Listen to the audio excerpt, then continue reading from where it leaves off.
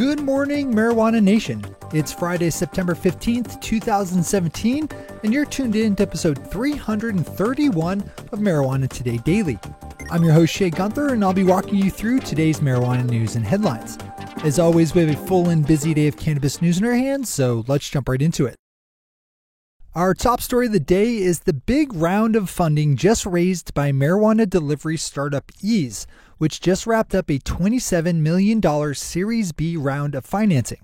The company currently operates entirely in California, but has its sights firmly set on the eventual national market and has been spending large buckets of money expanding their staff and marketing reach with a reported monthly burn of around $1 million.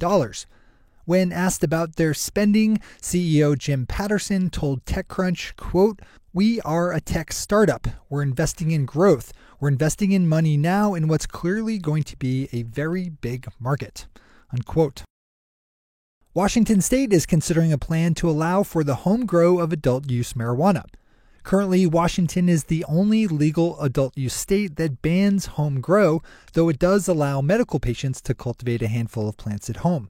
The State Liquor and Cannabis Board will be holding a hearing on the matter on October 4th to get input from the public and will be considering taking up one of three options: maintaining the status quo ban on home grow, allowing for it but under the oversight of local municipal authorities, or adopting a tightly regulated system run by the state. If you have feelings one way or another about the idea and live in Washington, I'd suggest planning on attending the meeting, which will take place in the city of Olympia. Our final top story of the day concerns the cannabis comments made by Deputy Attorney General Rod Rosenstein yesterday during a speech given to the Heritage Foundation, a conservative think tank funded by the right-wing billionaire Mercer family, one of the major funders of the Trump presidency. In his comments, Deputy Attorney General Rosenstein said that the DOJ was still, quote, reviewing that policy, unquote, when it came to the hands-off approach it's been maintaining to states experimenting with marijuana legalization since the Obama administration. He also touched on the Cole Memo, an Obama-era document that laid out the conditions by which the federal government would ignore state legal marijuana, saying, quote, "That's been perceived in some places almost as if it creates a safe harbor, but it doesn't. And it's clear that it doesn't. That is, even if under the terms of the memo you're not likely to be prosecuted, it doesn't mean that what you're doing is legal or that it's approved by the federal government or that you're protected from prosecution in the future," unquote. This is a good one to swing over for the full read. As always, we have all the news we cover linked to on our website at mjtodaydaily.com and on our Twitter account at mjtodaydaily. Those are our top stories for today. It's time for Marijuana Today Daily Headlines Blitz. Before we blitz out on headlines, let's quickly thank our sponsor, MJ Today Media, publishers of this podcast, our weekly show, Marijuana Today, and the New York Times. I'm lying about that last one. We also produce the ever-popular MJ Today Media newsfeed, which packs all the day's relevant headlines up state by state right in your inbox by 7 a.m. Eastern Standard every Monday through Saturday morning. I should append an asterisk on that last one because the Saturday edition is reserved for all of our awesome patron listeners giving it the $5 a month level and higher. On that note, let me ask you a question. How much time do you think you save each day by listening to this podcast? Even factoring in the 10 minutes or so that it takes to listen, I'd wager that the time we save individual listeners from having to wade through hundreds of headlines easily measures over an hour each day. I feel confident saying that because that's about how much time it takes me to do it, and if I do say so myself, I'm really good at reading through headlines. Multiply that daily time saved by the number of shows you listen to each week, and then by 52 weeks for the year to get the total number of hours that this show saves you each time the Earth makes a swing around the sun. Is that worth at least $5 a month to you? If the answer to that very long-winded question is yes, then you should be opening up mjtodaydaily.com and clicking on that big blue button at the top of the page that says Become a Patron. Help ensure our survival and thrival, and do your part to support independent marijuana media today by, again, opening up mjtodaydaily.com and clicking on that big blue button at the top of the page that says Become a Patron. All right, time for the Blitz.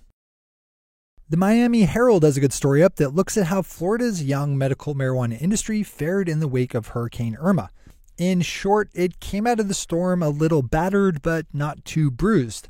Open up the Herald's piece to see some of the pictures of the damage and for a more complete rundown on how the state's handful of medical marijuana companies survived.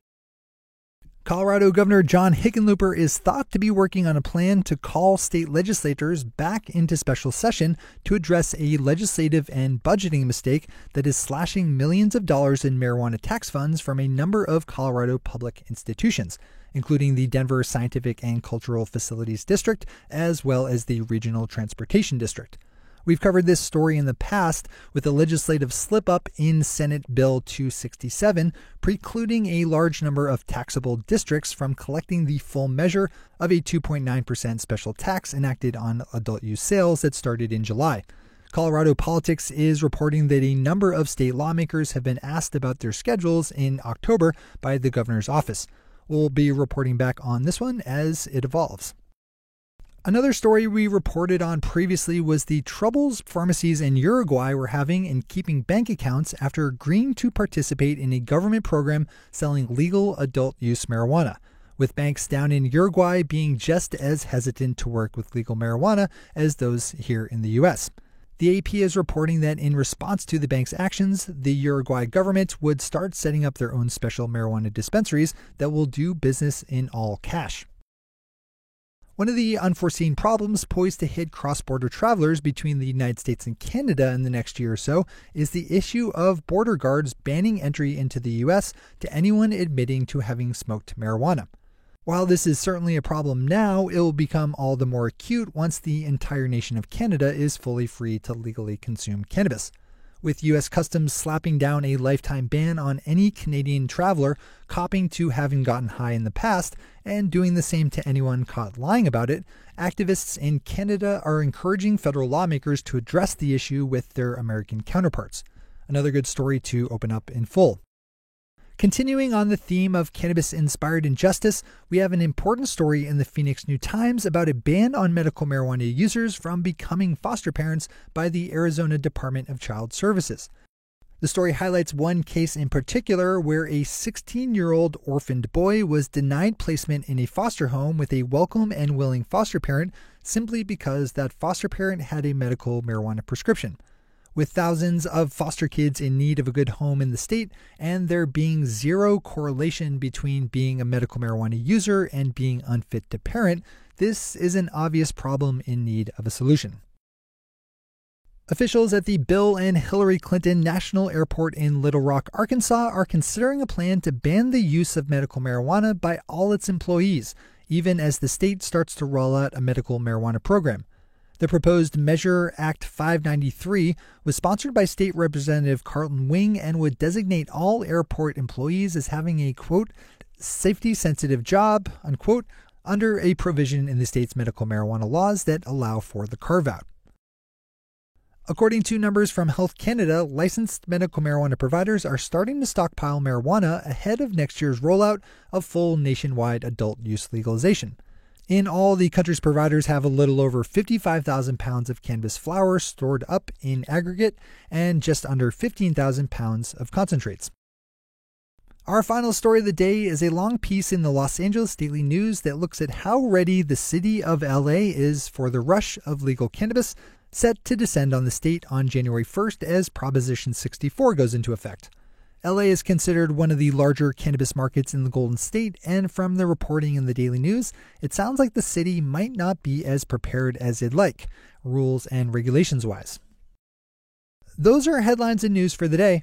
I'll be back with you again tomorrow morning with another information-packed episode of Marijuana Today Daily. But in the meantime, if you have any stories to share or feedback to give, zip us an email to headlines@mjtodaydaily.com. And while you're clicking around the interwebs, swing over to our Twitter account at MJTodayDaily and visit our website at mjtodaydaily.com to find links to all the news we cover. Thanks to our sponsor, MJ Today Media, and to all of our awesome patron listeners for the support that makes this show possible. To join the illustrious ranks of the patron listeners yourself, swing over to our website at mjtodaydaily.com and click on that big blue button at the top of the page that says Become a Patron. I'm your host, Shay Gunther. Thanks for tuning in and starting your day with Marijuana Today.